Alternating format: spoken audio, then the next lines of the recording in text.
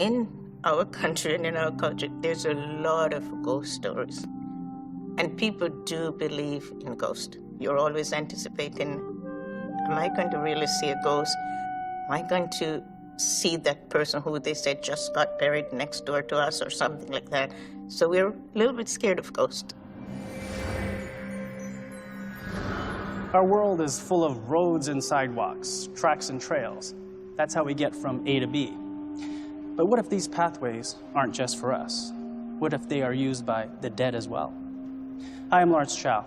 Today on Ghostly Encounters, we meet Barnita and George, and they tell us their eerie stories of confronting spirits on a paranormal path. Growing up in Jamaica, Barnita Runnings heard many tales about ghosts. As a young girl, she was scared of seeing one. And on a very ordinary day, on her way to a sewing class, Barnita had to face her fears.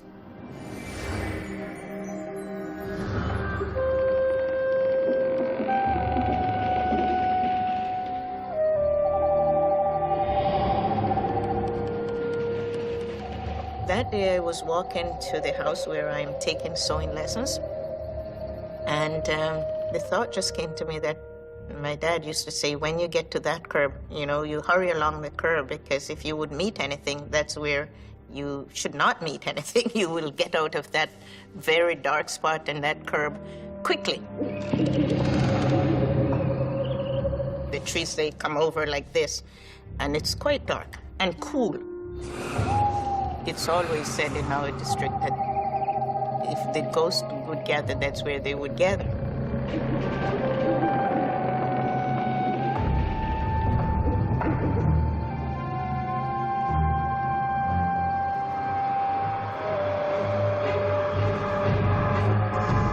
I saw this tall, white person coming in the opposite direction, constantly walking with a walking stick, very, very slowly.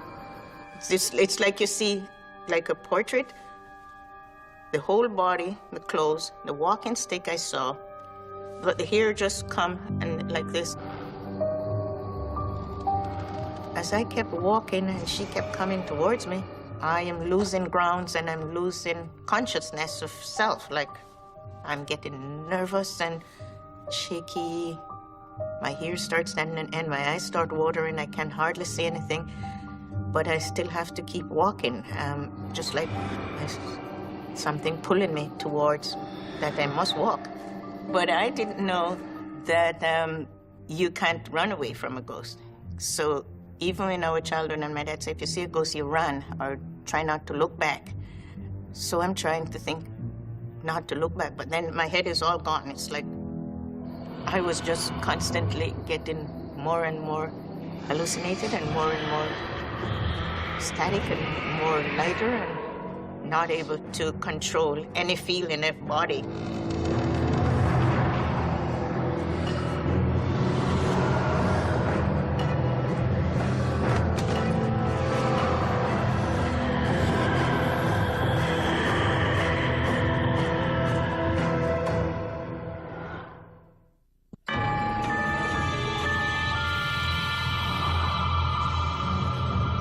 As I kept walking and she kept coming towards me, my hair starts standing and my eyes start watering. I can hardly see anything, but I still have to keep walking, just like something pulling me towards that I must walk.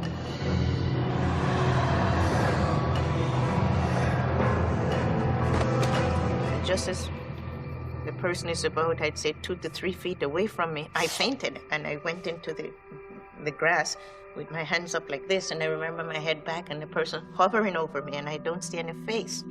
Just this tall white person in big white dress flowing down, and I'm shaking and my eyes are full of water, and I'm saying, ah. And the person says very slowly, I remember the voice saying that, I could hear, even in the unconsciousness, why are you afraid, my dear? Why are you afraid? I won't hurt you. Why are you afraid? And there was just that shroud of nothingness with the stick and the clothes. And then as it moves away from off me, over me, hovering over me like this, saying, why did you run? There was just, if I would paint it, I would more or less say it's a profile of a face, but I couldn't see the physical face. And then there was the hair. but the profile of the face that you could actually touch, I didn't see it, you know, or the eyes or anything. You could see it like a cloud, a piece of cloud, a white piece of cloud. And then was gone. And even I couldn't see up the street the same body and the tall person going away. I never saw the person going away. It was just gone. Finally, I got up and I kept trembling and walking towards Miss Doris's house where I'm sewing.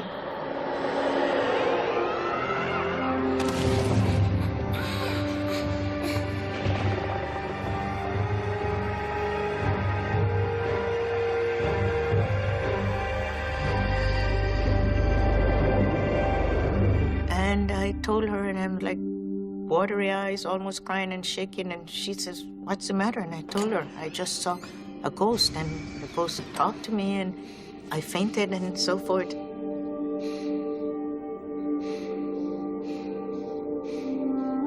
She did some first aid, some spiritual first aid thing, like getting some, I remember, I knew exactly what it was. It's peppermint that grows at the side of the house, and she picks some and she rubs it in her hand and let me smell it, because that would take away the faintiness.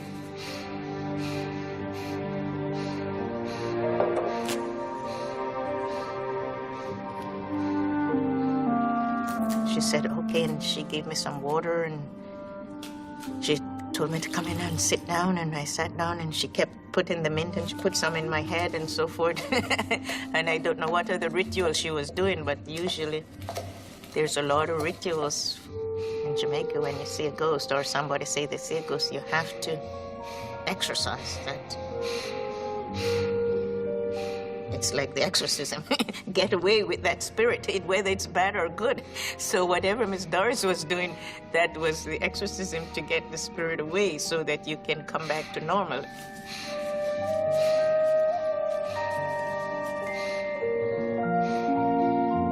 For the whole day, I just couldn't even hold a needle to sew. I couldn't look at any pattern. I was like really shaking. I didn't get over the feeling of the shock of, you know, when my hair standing in and my feet got light and nothing could move. I was still the same way for a long time in her house. And I thought, I can't go home because I have to walk in that same street, along that path. She said, you have to go. So she gave me some more mint, and so I put some in my pocket, said, keep it in your hands. Because they said, if you keep a piece of garlic or you keep a piece of mint, that peppermint, that special tree, then the ghost stays away. And that night, I was like shaking. I was crossing on the side of the road, and I still had that terrible, terrible feeling. What if you see that ghost again? What if you, because it wasn't a person. Or even if it was a person, it was an apparition that came to you. So finally I got home and I'm still shaking. And my mom says, how come you smell of peppermint? I said, Miss Doris gave me some peppermint because I saw a ghost today. And she says, what ghost? And when I told her where it was and what it did to me and how I saw it, she said, that is Miss Mabel's mother. 3 days after we got the message. They always just run to your house when a neighbor dies and tell you. If somebody came up to us and said, Miss Mabel, Mom is dead. So my dad said, that was it. She was talking to you. She came to you to let you know that she was going to die. The spirit always comes out if somebody is going to die and they want to talk or encounter with some people. They would come out and talk to you, or say something, or show themselves to you. So that was what you saw. That was her spirit in the four-person, the forerunner. She's not yet dead, but the spirit is already wandering spirit. According to Bernita, her encounter was supernatural, but not ghostly. It was the spirit of Miss Mabel's mother that appeared to her 3 days before her death. The belief that our spirit can travel the world before we die reflects the rich folklore of Jamaica. Some think that approaching death allows the soul to leave the body and go to different locations. It takes elements of the physical person with it. Barnita grew up in a culture that believed in ghosts. And thousands of miles from Jamaica, in Toronto, George Campo grew up in a household that took ghosts for granted. My dad used to get up early in the morning to go to work, and while he was in the bathroom, he said he could hear someone standing outside the door with a lighter where the top flips. He said he could hear them flipping it, open and close, like he's waiting. They're waiting for him to come out of the bathroom. And he said as soon as he would open the door, there would be nothing. He said sometimes he would come downstairs and he would bump into something. And when he would turn the light on, there would be nothing there because the furniture's out of the way. And he says he's done that a couple times, come downstairs and bumped into something, but he knows there's nothing there. He says the bump is big enough that it stops him. George thought the ghost that seemed to be in the family home was his father's concern. But one day a friend brought over a Polaroid camera, and the household ghost became part of his life too. A friend of the family had bought this brand new Polaroid. It was collapsible and everything. It was leather. You know, he just had to show everybody. So he got film for it, put it all in the camera and opened it all up and told me to go over and stand by the wall. And we'll take a picture, see how it is. I went and stood by the wall. He took a picture of me.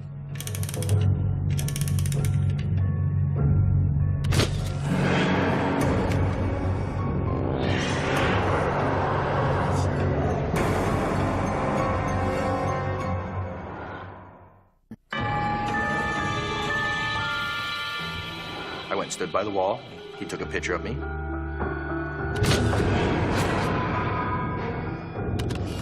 The film came out and he sat it on the counter.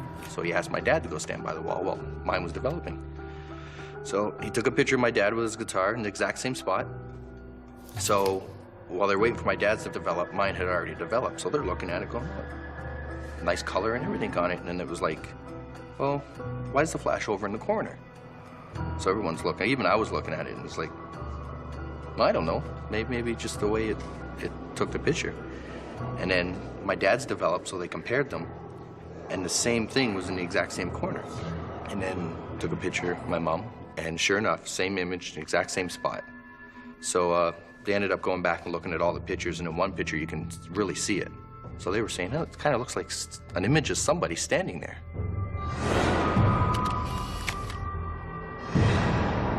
Looked like someone wearing like a checkered shirt, it kind of looked like, and it looked like they had braids in their hair.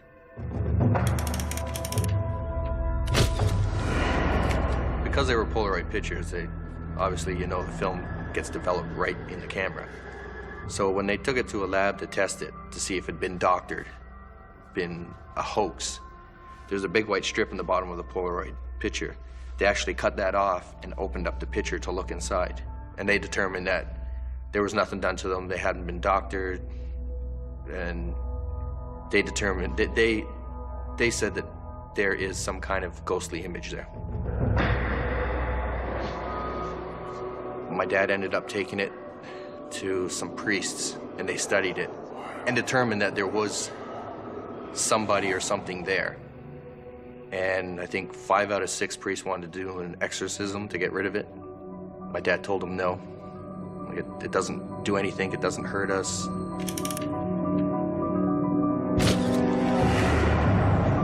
was maybe 12, 13 when all that happened, or I found out about my dad taking it to the priest and stuff like that.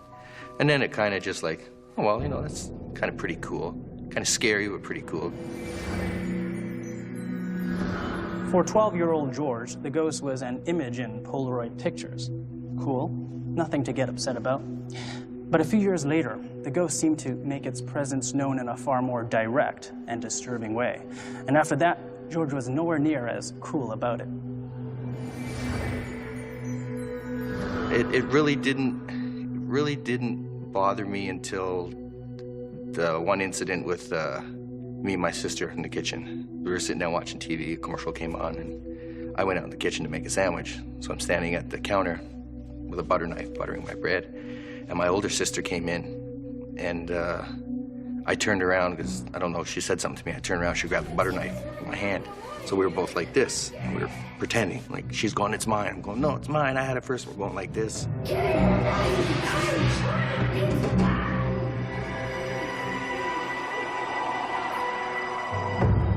On top of the stove, we had little canisters that hold sugar, tea bags, flour.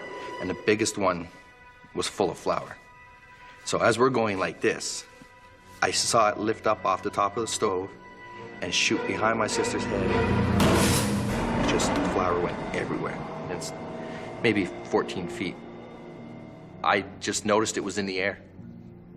And then as soon as I noticed that it was in the air, it got shot across the room.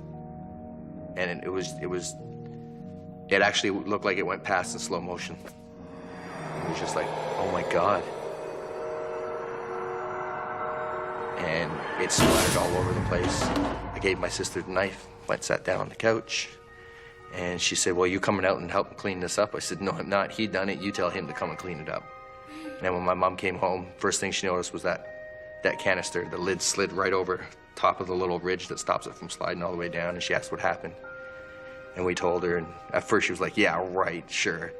And we told her, well, yeah, it did happen. We didn't do anything, and then she believed us, but to this day, I think she still got the canister, and the canister still doesn't sit properly.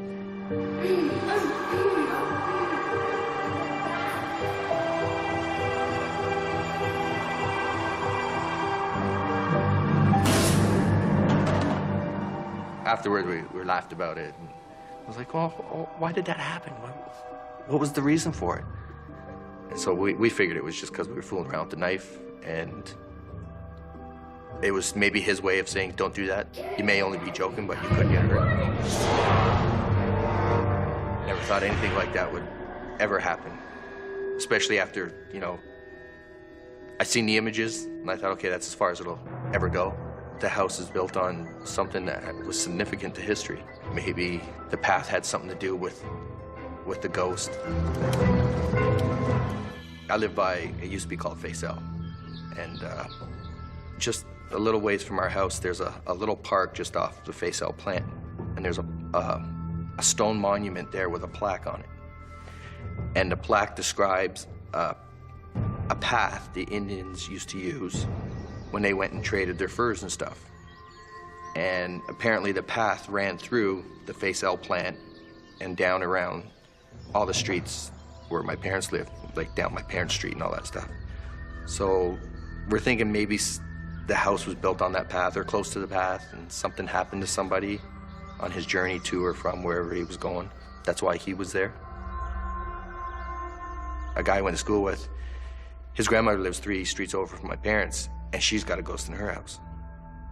So, because I was telling him about, showing him pictures and everything, and as soon as I showed him, he started telling me stuff that happened to him when he was younger in his grandparents' house and stuff like that.